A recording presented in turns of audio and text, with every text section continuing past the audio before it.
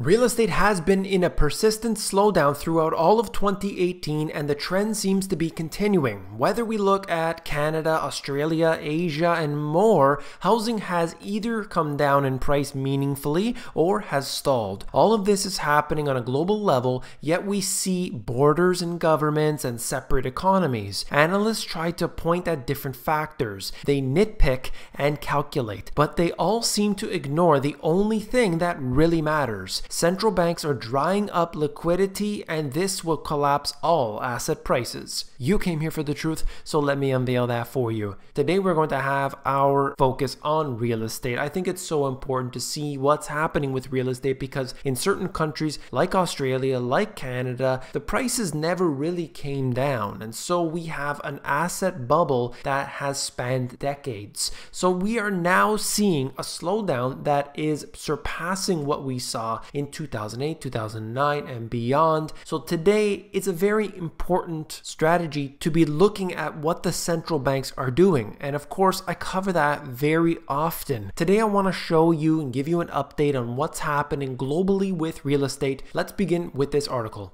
Asia is finally succumbing to the global property slowdown that's jolted homeowners and investors from Vancouver to London, with markets in Singapore, Hong Kong, and Australia showing fresh signs of softening. I've been covering this obviously, and you've seen it in the news. It's not just one or two countries. We're now seeing it all around the world. As I mentioned in the introduction, what's interesting about this is that you have these economists, these analysts that look around and they say, well, you know, the trade issues in China are the reason for China slow down. And then you look at Canada, for example, and they make an excuse for that country and they make an excuse for the next country, and they're not realizing the most important factor, and that is what central banks are doing. They don't see it. They can't figure it out because this quantitative easing is brand new. So they never learned that in their useless school programs. They don't know how to calculate for this. They don't know how to put this into their models. So they leave it out. Big mistake, because that's the truth. The economic ramifications could be serious. Lower house prices and higher mortgage rates will not only dent consumer confidence, but also disposable incomes. A simultaneous decline in house prices globally could lead to financial and macroeconomic instability. That's according to the IMF. So of course there are different factors for each country and what has really sped up this process, but we have rising borrowing costs, increased government regulation, and volatile stock markets that seems to be happening mostly globally. There's also dwindling demand from a force so powerful it pushed prices to a record in many places, Chinese buyers. As China's economy is affected by the trade issues, capital outflows have become more difficult, thus weakening demand in markets including Sydney and Hong Kong. Alright, so that's all the data there, and I want to show you more in depth. Vancouver condo sales in December, you can see that this has moved down significantly throughout 2017. This was obviously much higher previously. We've seen some issues happening. First, they put in the foreign buyers tax. Then they started to implement new strategies. And so we see that in this case here, while the prices remain extremely high, obviously they are off from their peak. Average price per square foot has come down meaningfully. As you can see that it had risen to a level, I would say about $1,100 per square foot, and has come down under $1,000 now at this time. This is the Vancouver condo months of inventory. It has spiked to a level it hadn't been at since 2012. We are seeing nearly 10 months of inventory. Just recently it has come down a little bit, but it's important to track the inventory because that gives you an idea. Of course, it is seasonal as well. That is part of it. But I do believe that what we are seeing with other assets, when happening with other countries, is all playing a role in what we have seen today. Home sales in Metro Vancouver plummeted to their lowest level in nearly 2 decades last year, and the average home price moved lower in the once red-hot real estate market. The total number of homes sold in Metro Vancouver last year fell to the lowest since the year 2000. Imagine that. It is falling quite significantly. That's down 31.6% in 2017 17 and 25% below the region's 10-year average. The prices have clearly fallen down, the sales have fallen, the inventory is building up, and we see that persisting not just in Vancouver, but of course in many major cities. Looking at Sydney, Australia, Sydney's housing slump is the steepest drop in 3 decades. So if I highlight the current drop, that's this black line right here, you could see that it has moved into about -11 or maybe 12% based on this chart here. And then previously we had an issue back in what I believe is 1982, where the prices had fallen more significantly. So this is actually the second worst slump that we've seen in the last few decades. What's happening in Australia is not unique. Of course, we're seeing this so many places, but for a major city like Sydney to come down further than 10% is obviously into the correction territory. And I have heard many reports from many people that in fact, it's much worse than we're being told. That's the average, but certain areas have come down a lot further than that.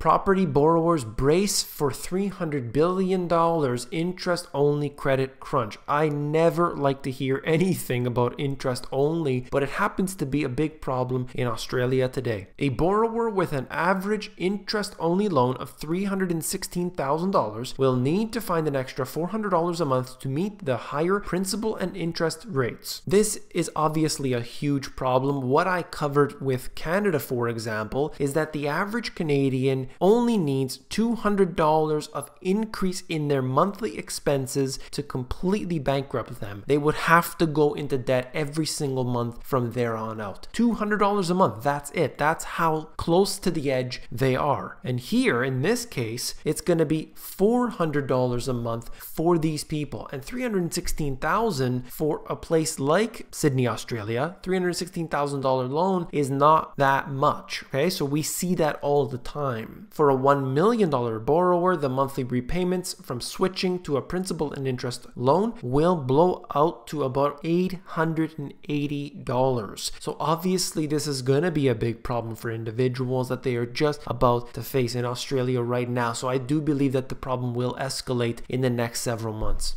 In Hong Kong and mainland China's biggest cities, prices are steadily declining, with prices in Beijing and Shanghai around 5% off their peak of around 6 months ago, largely due to a slowing Chinese economy affected by the trade issues with the US. In London and across the UK, uncertainty over Brexit has sidelined home buyers, and London property prices have fallen for 2 consecutive years. So I have people in the UK wanting to know what's happening with London. So here you go. This is the issue because of Brexit. That's what they're pointing to anyway. Nobody's talking about the central banks, but let's just take what the mainstream media is pointing at, and you can see the issues that are clearly here globally. In Australia's biggest city, unsustainably high prices along with a pullback in demand from the mainland Chinese buyers have combined to drag real estate markets down over the past year, with prices down more than 11%. All right, so we're looking at this issue here being another one in the list. But notice, no matter where you turn, nobody is looking at the central bank quantitative tightening. It seems like many people want to point to this factor. Oh, it's the bond market that's the problem. Oh, it's the stock market that's the problem. It's the regulations that's the problem. It's this, it's that.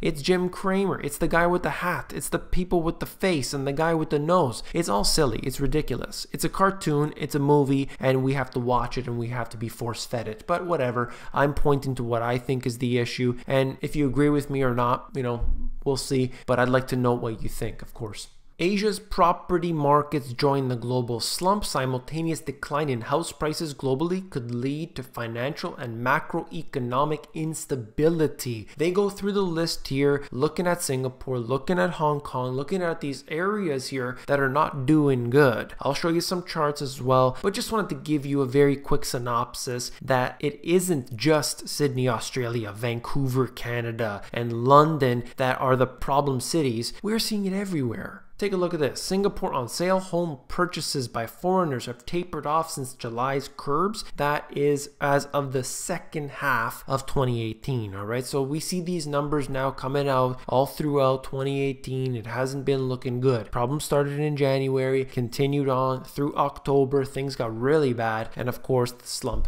continues. The end of ever upward home values in China's first-tier cities have been impacted by curbs, and that's pretty obvious. Through 2017 into 2018, we've watched the month-to-month change being basically insignificant at this time. They haven't really fallen through the floor, but they haven't been increasing like they were in the years prior. So I'm interested to see where this goes over the course of the next few months. If the trade issues start to come around, will we see any difference? What the Fed is going to do? The ECB had promised no more money printing throughout 2019. We'll see what they do. I'm interested in seeing what the People's Bank of China does, because they have relaxed their lending requirements, trying to loosen up a little bit, trying to accommodate a little bit. But will they engage in more quantitative easing? I'm not sure. Let's see how it goes. On the turn, home prices in Hong Kong have declined 8% since August, and you can see the chart here just showing you that. I do believe that what we have today is a problem that is going on globally. It is caused by central bank intervention that happens on the way up as well as the way down. They are the reason why this ridiculous astronomical price increase happened in the first place, and they are the reason why it's going to come down. If you found this video informative, please give me a thumbs up. When you give me a thumbs up, you're supporting this channel. Just click the like button that you see on this page to help me out, and that's all you gotta do. That's what gets these videos to be pushed up in the rankings on this platform. If you do so, it's gonna help me. If you want to give me a thumbs down, that actually helps me as well. Every comment helps me as well, so I definitely appreciate all of those, trust me. And last but not least, if you want the financial education you were not taught in school, these two books have everything that you need. All you gotta do is go to the link in the description. You'll be able to go to Amazon, where you can flip through the pages of the book. You'll see everything that I talk about in here, from the foundation, the history, the asset classes, and so much more. Check that out below. And if you want the audiobook version, that's available at themoneygps.com.